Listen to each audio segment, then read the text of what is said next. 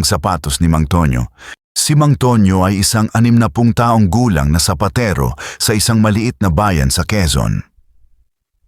Sa loob ng 40 taon, araw-araw siyang nag-aayos ng sapatos, lumang sapatos, sira, butas, putol ang takong. Kahit minsan ay hindi sapat ang kita para sa pang-araw-araw. Isang araw, may batang lalaki na dumaan.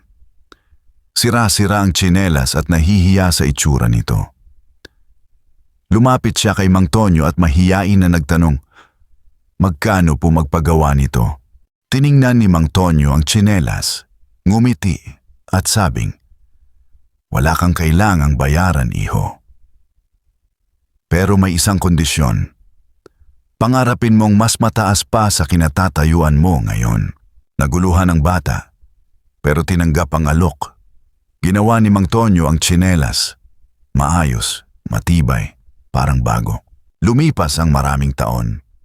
Hindi na muling nakita ni Mang Tonyo ang batang iyon. Hanggang isang araw, may dumating na itim na sasakyan sa kanyang maliit na pwesto.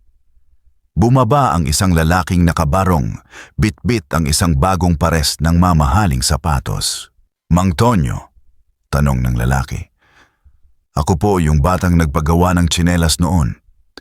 Ngayon po ay isa na akong abogado. Dahil po sa inyo, naniwala akong pwede akong mangarap ng mas mataas." Hindi nakaimik si Mang Tonyo. Tinanggap niya ang bagong sapatos na regalo sa kanya.